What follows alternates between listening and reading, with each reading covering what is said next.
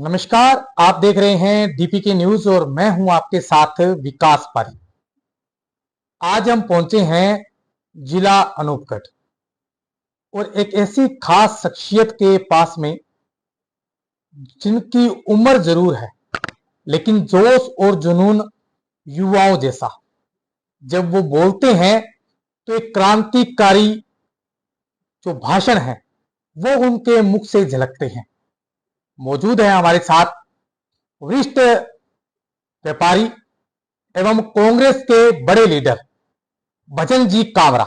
भजन जी, बहुत बहुत स्वागत है हमारे चैनल में। थैंक यू सर, धन्यवाद।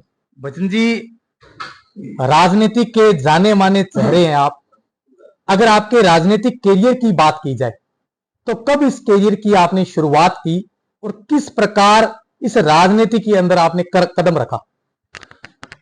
विकास जी, धन्यवाद। आप मेरे पास आए,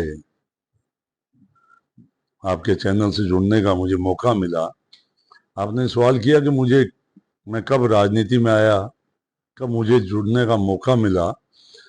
तो मैं आपको बताना चाहूँगा, मैंने जब होश संभाला तो मेरा परिवार कांग्रेस के साथ जुड़ा हुआ था। मेरे पिताजी सर्विस में थे पर हम कांग्रेसी थे। तो मैं जब छोटा सा था तो तब यहाँ सुनील बिश्नोई ने जो चुनाव लड़ा तो उस वक्त मेरी ड्यूटी लगाई गई थी। उस वक्त कोई ये भरे हुए नहीं होते थे, कैसेट भरी हुई नहीं होती थी, तो गाड़ी में बैठ के माइक लेके बोलना पड़ता था। तो मैं उस वक्त बोलने लगा था, जैसे वो ज्यादातर ये बात मुझे अब भी याद है कि कांग्रेस के योग्य उम्मीदवार भाई सुनील बिश्नोई जी को गाय बछड़े के निशान पे मोहर दे के विजयी बनाए। तो मैं छोटा सा था तो मैंने ये कार्य किया। उसके बाद मैं पार्टी में काम करता रहा। हमारे यहाँ बल्लभ जी कोचर और ये वरिष्ठ नेता थे कांग्रेस के, दीवान चंद जी चुग। तो मुझे एक मीटिंग में कांग्रेस का नगर का अध्यक्ष बनाया गया। उसके बाद लगातार मैंने ये काम किया, बहुत से चुनाव लड़े। विजय लक्ष्मी, सुनील जी, बीच में हमारे कोचर साहब, दीवान जी, इनके द्वारा भी टिकट की डिमांड की गई। तो उसमें भी मैंने जहाँ तक जिसके साथ लगा खूब प्रयास किया। बाद में मुझे ब्लॉक अध्यक्ष, हमारी सीट रिजर्व होगी तो यहाँ पे कुलदीप जी इंदौरा टिकट लेके आए। उस वक्त मुझे कांग्रेस का ब्लॉक अध्यक्ष बनाया गया। तो मेरे पास बहुत बड़ी एक जिम्मेवारी आई। इस तरह राजनीतिक मेरा मेरा जीवन करीब करीब राजनीति में बीता। 2004 में आंदोलन हुए तो आप ये देखिए, अनूपगढ़ का पूरा काम, यहाँ की सारी जिम्मेवारी मेरे ऊपर थी, मैं ही संभालता था। इवन यहाँ के अलावा जब घनश्याणा में और में जो सभाएं होती थी वो भी मैं ही हैंडल करता था।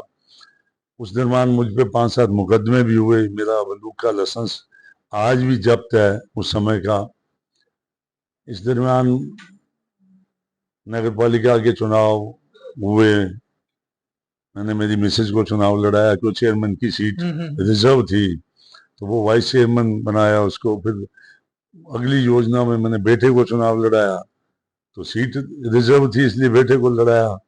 मेरा बेटा भी वाइस चेयरमैन बना। तो राजनीति में मेरा पूरा जीवन, मैंने कहा ना, मैं बचपन से लगा था। तो राजनीति और ये समाज आंदोलन वगैरह में बीता। कहीं भी पानी को लेके जितने भी आंदोलन हुए सब में मैंने सक्रिय रूप से हिस्सा लिया। आज भी पानी के लिए परसों ही मैं कल भी जाके आया कुलदीप जी के साथ। कलेक्टर साहब को हमने ज्ञापन दिया गंग नहर के पानी के लिए। तो मैंने मेरा सारा जीवन, मैंने मेरे काम को सेकंड रखा। तो समाज सेवा मेरे हिस्से में इतनी आई कि मैं लगातार 5-7 साल रोडवंश मेरे समाज का अध्यक्ष रहा। मैं लगातार 5-7 साल यहाँ गौशाला का अध्यक्ष रहा। लगातार 3-4 साल में यहाँ व्यापार मंडल अध्यक्ष रहा।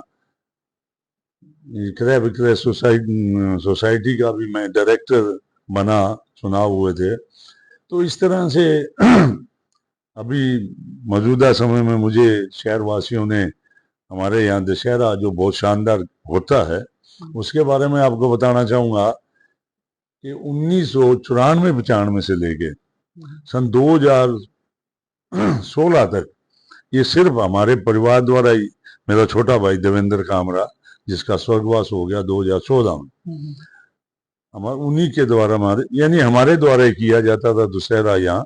अगर हम नहीं करते तो नहीं होता था। 2014 में भाई स्वर्गवास हो गया तो 2016 में मेरी रक्षा में हुआ। उसके बाद फिर मेरे घर में एक दो मर्ग हुई तो हमने वो नहीं किया। तो 2-3 साल बीच में और कमेटी बनी, उन्होंने किया। इस बार फिर मुझे शहरवासियों ने मुझे बनाया कि जी आपको करना पड़ेगा। तो इस बार भी हमने अच्छा दशहरा किया। तो इस तरह सामाजिक कार्य और ये राजनीतिक मेरे जीवन के एक अंग रहा, एक हिस्सा रहा। बस इन्हीं कामों में ये मेरी आज इतनी उम्र हो गई है। भजन जी, अगर बात की जाए, जैसे आपने कहा है कि बचपन 20-22 साल की उम्र में आपने एक राजनीतिक करियर की शुरुआत की और आज उम्र का पड़ाव भी है, तो इन संघर्षों के बीच में कभी कठिनाइयों का सामना करना पड़ा आपको? देखो, वो विकास जी आपको बताना चाहूंगा, भजनलाल कामरा क्या है ये लोग जानते हैं। मैंने कभी किसी से कोई समझौता नहीं किया, जिंदगी में कभी किसी की चापलूसी नहीं की। जो बात है उसको कहना। अब जब आप सच्चाई बोलोगे और कहोगे तो भाई कठिनाइयां तो आएंगी। तो मेरे जीवन में बहुत कठिनाइयां आई इस तरह से। राजनीति में आप समझते हो लोग कैसे होते हैं, पर मैं बेबाक रहा। मैं जिसके साथ लग के मान लो पार्टी को टिकट के लिए प्रयास किए तो उसे नहीं मिली, दूसरे को मिली, तो मैं तो उसके साथ जाके खड़ा हुआ। तो दिक्कतें तो आती हैं, नाराजगियां पैदा होती हैं। पार्टी में भी पदों के लिए बड़ी खींचतान होती है, मुझसे लोग अपेक्षा ही बहुत करते हैं। बहुत से चेयरमैन के चुनाव हमने लड़ा लिए, टिकटें बांटी, पंचायतों के चुनाव लड़ाए, टिकटें बांटना, इन कामों में मैं बिल्कुल, मेरे हाथ में रहा ये चीजें। तो विरोध होना, बातें होनी, दिक्कतें आनी, ये चलता रहता है। अगर भजन जी बात की जाए कि देखा जाता है कि आपके शहर में, जो अनूपगढ़ शहर है, वहां एक चर्चा का विषय बना हुआ है कि भजन जी कामरा जो बोलते हैं वो बेबाक बोलते हैं, वो किसी की भी फेवर नहीं करते। ये चर्चाएं बड़ी गलियारों में नजर आती है। तो ऐसा क्या जेनेटिक है या ऐसी भावनाएं आपके अंदर पैदा कैसे होती है? मैं आपको बताऊं कि मेरे फादर पटवारी थे और मेरे घर रोज पंचायती होती रहती थी। मेरे पिताजी के पास इलाके के लोग आते थे।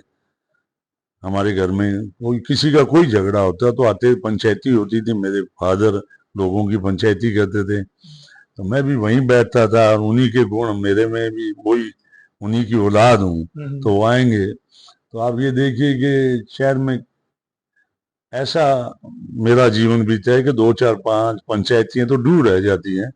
लोग सामाजिक पंचायतियों, लोगों के झगड़ों की। तो मैंने बताया मेरा जीवन इन्हीं बातों पे बीता। और मेरे पास लोग आते हैं पंचायत के लिए इसीलिए आते हैं कि पता है कि भजन कामरा सच बोलेगा, इसीलिए आते थे, वरना लोग तो बहुत हैं। बिल्कुल। अब जैसे आपको दशहरा कमेटी का अध्यक्ष चुना गया है और अनूपगढ़ की बात की जाए तो यहाँ रावण दहन को लेकर भी काफी चर्चाएं रही है, क्योंकि विवादावस्थ रहा है। लेकिन आपकी देख रेख के अंदर रावण दहन भी हुआ और बड़ा अच्छा कार्यक्रम रहा।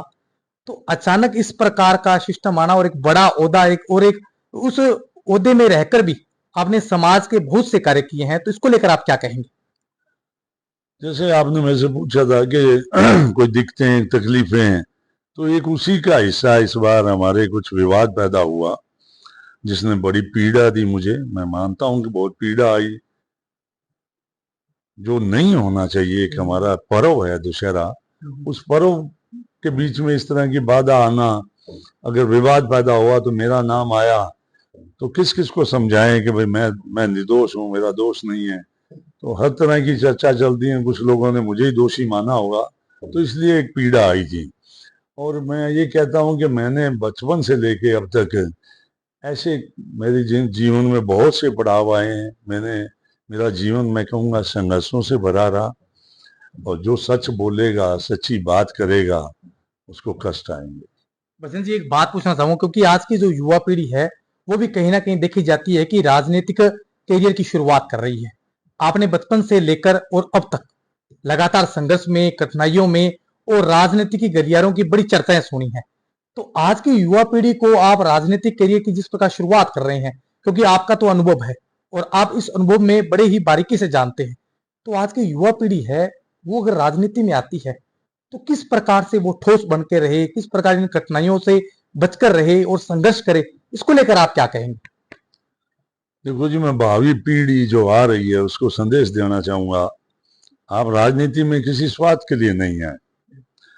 आप आओ सेवा भाव लेके आओ, और राजनीति में आते ही आप उम्मीद करते हो कि हमें पद मिल जाए, हमें पदों से नवाजा जाए।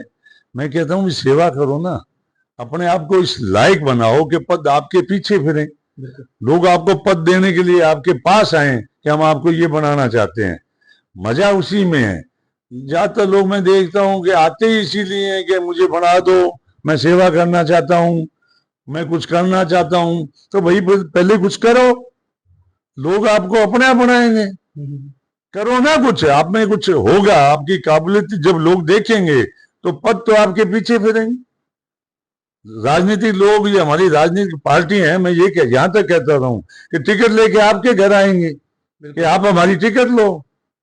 तो अपने आप को ऐसा बनाओ। मैं तो ये कहता हूं कि आप में वो काबिलियत होनी चाहिए कि आप किसी चुनाव में अगर निर्दलीय भी खड़े हो जाओ तो जीत के आओ। ऐसा अपने आप को पेश करो ना। बिल्कुल, आपने बहुत अच्छा संदेश दिया है कि आज की युवा पीढ़ी को संघर्ष के साथ साथ उन पे जोश जुनून वैसा होना चाहिए ताकि पद उनको जाकर मिले, ना कि पद वहां से पद की लालसा में वहां कार्य की। अगर बात की जाए, आपने आपके राजनीतिक करियर में बहुत से विधायक देखे और बहुत से लोकसभा सांसद देखे, लेकिन अगर बात की जाए तो आपको इन राजनीतिक करियर के अंदर सबसे बेस्ट जो विधायक है वो कौन सा नजर आया, और बेस्ट लोकसभा सांसद जो है वो कौन सा नजर आया आपको? देखो भाई पारिक जी, बड़ा कठिन प्रश्न है ये आपका। मैंने पहले आपको कहा कि मेरे जीवन में तो वैसे ही बहुत से कष्ट रहते हैं। आपका क्वेश्चन, मैं तो एमपी के लिए एक तो कहना चाहूंगा कि मुझे रामेश्वर जी डूडी मिले, एक नेक इंसान, बहुत अच्छे इंसान थे। वो हमारे यहाँ से एमपी रहे। बलराम जी जाखड़ यहाँ से एमपी रहे, पर मुझे जो अच्छा लगा वो लगा उनके सुपुत्र स्वर्गीय सुरेंद्र जी जाखड़। जब हमें कोई काम होता था उनके पास जाते थे, तो मैं बताऊं कई बार फोन पे उन्हें काम कहते थे, तो मैं काम कहने के बाद वो कहते मैं करता हूँ, प्रयास करता हूँ। तो मैं ये कहता था कि जैसे एक संभाविक है कि जी मैं आपसे कब पूछूं, तो उनका जवाब होता था भजन जी आप क्यों पूछेंगे, मैं अपने आप आपको बताऊंगा, आपको फोन नहीं करना पड़ेगा। तो राजनीतिक में ऐसे लोग होने चाहिए। मजा आता है जो कार्यकर्ता आपके लिए काम करते हैं, जो आपके लिए लोगों का विरोध लेते हैं, जो आपके लिए अपनी दुकानदारी अपना धंधा खराब करते हैं, जो आपके लिए दौड़ते हैं, जो लोगों को आपके लिए जाके बताते हैं, और उनको काम के लिए आपके पास लाइन में लगना पड़े। मैं राजनीति में ये चीज अच्छी नहीं मानता। मैं ये कहता हूं कि आपको उनकी चिंता होनी चाहिए। आपके बिहाव पे वो लोगों को विश्वास दिला के आते हैं कि हमारा आदमी जीतेगा तो ये काम हम करवाएंगे, आपका कोई काम हो तो मुझे बताना, आपका काम होगा। और फिर वो कार्यकर्ता मायूस हो, काम ना हो, तो आप सोच सकते हैं उस पर क्या बीतती है। तो मैं तो इतना ही कहना चाहूंगा, हमारे जो भावी नेता हैं, जो मौजूदा नेता हैं, तो मैं ये कहना चाहूंगा भाई बनो तो नेक इंसान बनो और कार्यकर्ताओं की कदर करो। वो ही आपका सारा कुछ देखने वाले लोग होते हैं, वही आपको पदों पे पहुंचाते हैं। बिल्कुल, बहुत ही शानदार एक साफ शब्दों में आपने बात कही है कि नेता बनते हैं लेकिन अगर वो कार्यकर्ताओं की नहीं सुनते, वैसा नेता धरातल पर नहीं होना चाहिए। अगर अब की अगर बात की जाए भजन जी, तो देखा जाता है कि कई नेता वोट ले लेते हैं, लेकिन जब कार्यकर्ता उनके पास कोई काम के लिए जाते हैं तो वो नजरअंदाज करते हैं। तो आपने भी इस प्रकार के नजारे कहीं देखे होंगे, क्योंकि जब जाते हैं तो बड़ी पीड़ा होती है। तो ऐसा सही है या किस प्रकार आप उसको देखते हैं? मैंने आपको बताया कि ये चीजें होनी चाहिए, और नेता भी, जो हमारे नेता हैं, वो भी चाहते हैं कि मैं ऐसा करूं, मैं इनका काम करूं, ताकि इन्होंने मेरे लिए मेहनत की है तो इनको दिक्कतें ना आए। और एक्चुअल में जो मैं कहना चाहूंगा, जो चापलूस लोग होते हैं, वो लोग जिनमें मैं कहता हूं भाई उनकी कलाकारी है कि वो नेता को अपने साथ इस तरह ढाल लेते हैं कि जो काम करने वाले हैं उनको तो उनका नंबर तो बाद में आता है और पहले उनकी सुनाई होने लग जाती है। पता नहीं, ये बात मैंने बहुत बार देखी और वो लोग अपेक्षा ही बहुत करते हैं, ये पद हमें मिल जाना चाहिए, ये ये हमारी सुनाई होनी चाहिए, और वो अपना काम उनका नहीं होता तो एकदम विफलते हैं, नाराजगी व्यक्त करते हैं। भैया मैं ये कहता हूँ, काम कर रहे हो आप, काम आप पार्टी के लिए काम करते हो, कुछ काम होंगे कुछ नहीं होंगे, पर पार्टी के साथ जुड़ा रहना चाहिए। और हमारे नेताओं का भी अकेलों का दोष नहीं होता, हम जैसे लोग उनको जब चारों तरफ से घेर लेते हैं तो कुछ कार्य जो नहीं होना चाहिए वो हो जाते हैं। इस बार विधानसभा चुनाव जो आए थे उसमें देखा गया था कि काफी गुट नजर आए। अगर बात की जाए धरातल पर, तो देखा गया कि एक भजन लाल जी कामरा जी का नाम जो है वो बड़े नेता कुलदीप जी इंदौरा जी के साथ जोड़ा गया कि वो इस बार चुनावों में नजर नहीं आएंगे क्योंकि कुलदीप जी को टिकट नहीं मिली। लेकिन आपने एक बड़ा अच्छा उदाहरण दिया कि पार्टी ने जिसको टिकट दी, पार्टी ने जिसको देखा और परखा, हम उसके साथ हैं, चाहे चेहरा कोई हो लेकिन पार्टी हमारी एक है। ऐसी भावना, ऐसी सिस्टम देखना बहुत ही अलग से देखा नजर आता है, क्योंकि ऐसा व्यक्ति वही करता है जो जो एक जिम्मेदारी को निर्वहन करता है। ऐसा कैसे सर? क्योंकि देखा जाता है कि नाम कहीं जोड़ा गया लेकिन आप पार्टी के साथ मजबूत खड़े रहे, क्या कहेंगे इसको लेकर? मैं विकास जी आपको बताऊं, आप पीछे जाइए, हम टिकट मांग रहे थे, कुलदीप जी के साथ थे, कुलदीप जी टिकट मांग रहे थे, कुलदीप जी को टिकट ना मिलके हरिराम जी मेघवाल को टिकट मिली थी।